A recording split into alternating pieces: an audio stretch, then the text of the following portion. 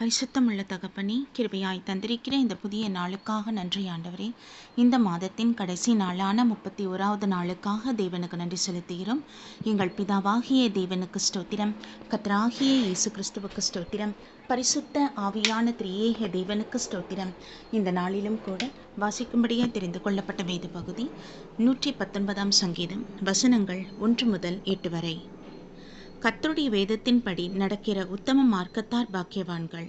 அவருடைய சாட்சிகளை கைக்கொண்டு அவரை முழு இருதயத்தோடும் தேடுகிறவர்கள் பாக்கியவான்கள். அவர்கள் அநியாயம் செய்வதில்லை, அவருடைய வழிகளில் நடக்கிறார்கள். உமது கட்டளைகளை நாங்கள் கருத்தாய் கைக்கொள்ளும்படி நீர் கற்பித்தீர். உமது பிரமாணங்களை கைக்கொள்ளும்படி என் நடைகள் ஸ்திரப்பட்டால் நலமாயிருக்கும். நான் உம்முடைய கற்பனைகளை எல்லாம் கண்ணோக்கும் போது வெட்கப்பட்டு போவது இல்லை. உம்முடைய நீதி நியாயங்களை நான் கற்றுக்கொள்ளும்போது செம்மையான இருதயத்தால் உம்மை துதிப்பேன். உமது பிரமாணங்களை கைக்கொள்ளுவேன், முற்றிலும் என்னை கைவிடாதேயும் என்பதே.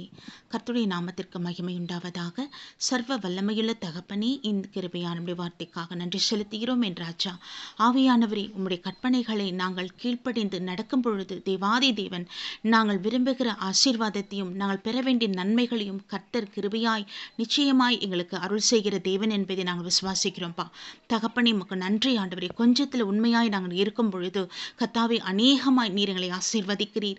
அமீன் தகப்பனே, உமக்கு மகிமை செலுத்துகிறோம் என்றாச்சா. தகப்பனே, உமக்கு கோடான கொடி ஸ்தோத்திரங்கள். இவ்வேளையிலும் கூட எங்கள் ஒவ்வொருவரையும் தேவ சமூகத்தில் ஒப்புக் கொடுக்கிறோம். கணவன் மனைவி பிள்ளைகள் என்று கர்த்தர் வேலி அடைத்து பாதுகாத்துக் கொள்ளும். எல்லா தீமைக்கும் நீங்களாய் ரட்சித்துக் கொள்ளுங்கப்பா. உம்முடைய சமூகமே முன் செல்ல வேண்டும். உம்மாலே அபிஷேகம் பண்ணப்பட்ட ஒவ்வொரு ஊழியக்காரர்கள், ஊழியக்காரிகள், தீர்க்கதரிசிகள், வேத ஆசிரியர்கள் என்று விசுவாச குடும்பங்கள் என்று தேவ சமூகத்தில் ஒப்புக் கொடுக்கிறோம். கர்த்தர் நீங்க வேலி அடைத்து பாதுகாத்துக் கொள்ளுங்க. எல்லா தீமைக்கும் நீங்களாய் ரட்சித்துக் கொள்ளுங்கப்பா. மேக ஸ்தம்பமும் அக்னி ஸ்தம்பமுமா எங்களோடு வாசம் பண்ணுவீராக. எங்கள் தேசத்தை நீர் பாதுகாத்துக் கொண்டிருக்கிற கிருபைக்கு நன்றி. தொடர்ந்து தேவனுடைய பலத்த கரத்துக்குள் எங்களை ஒப்புக் கொடுக்கிறோம் ஐயா.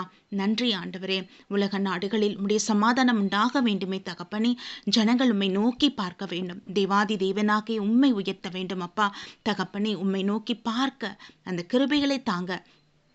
எத்தனையோ பிள்ளைகள் தங்கள் உறவுகளை இழந்திருப்பாங்க, உடைமைகளை இழந்தவர்கள் உண்டு என்றாச்சா. அவங்க மனவேதனை கர்த்தர் அறிந்தவராக கிருபை நாட்களை அருள் செய்வீராக. ஆவியானவரே, உம்மை அறிந்து கொண்டு இரட்சணியத்தை சுதந்திரிக்க கிருபை தந்தரலும். தேவாதி தேவனுக்கு மகிமை செலுத்தீரும் அப்பா. கோடான கொடி ஸ்தோத்திரங்கள். உலக நாடுகளை ஆளுகிற ஒவ்வொரு தலைவருக்காகவும் அதிபர்களுக்காகவும் தேவ சமூகத்தில் வருவராச்சா.